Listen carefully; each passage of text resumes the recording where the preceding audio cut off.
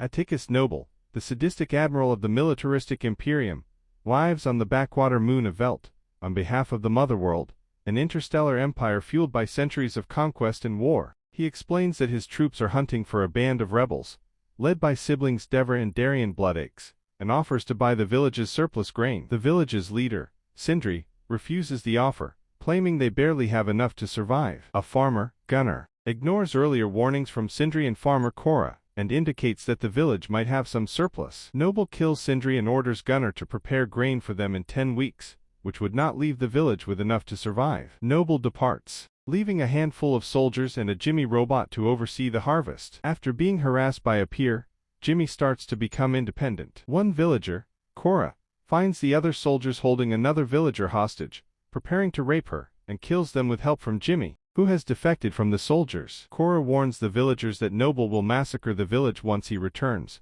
unless they mount a defense. Kora and Gunnar depart for the port town of Providence to recruit warriors for the village's defense, including Titus, a disgraced Imperium general. During their journey, she reveals to Gunnar that she once served the Imperium as a soldier, having been adopted and renamed to Arthele by Alurcerita, an Imperium commander, after he killed her family and eradicated her home planet's population. She became bodyguard to Motherworld Princess Issa, who was expected to usher in an end to the Imperium's conquests. She was unable to protect Issa during her coronation, when the royal family was assassinated, and Alurcerita subsequently declared himself regent before renewing its conquests. Arriving at Providence, the pair meet smuggler and criminal Kai, who agrees to take them to recruit Titus. On the way, Kai takes them to 2 additional warriors, Tarok, a beast tamer, and Nemesis, a talented swordswoman enhanced by cybernetics. The group arrives at a gladiator arena on a remote moon. Finding Titus in a drunken stupor, Titus initially refuses,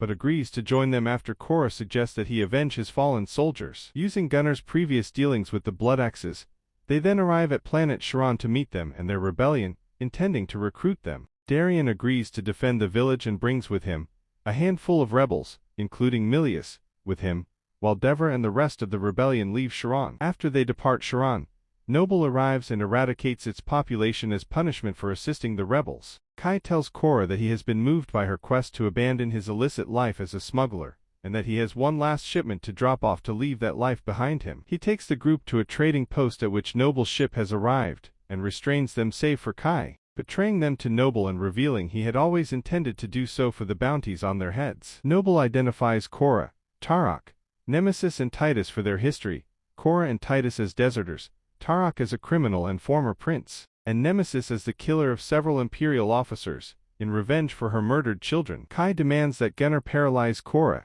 Gunnar instead frees her and kills Kai. The other warriors are unshackled as well. Darrian is killed in the ensuing battle, and Kora kills Noble. Afterwards, the surviving warriors return to Veldt together, with Jimmy watching them from afar on their way to the village. Noble's corpse is recovered by Motherworld forces, and he is resurrected after having spoken on an astral plane with Alurcerita, who demands that Noble end the insurgency against him and bring Kora to him alive so he can execute her himself.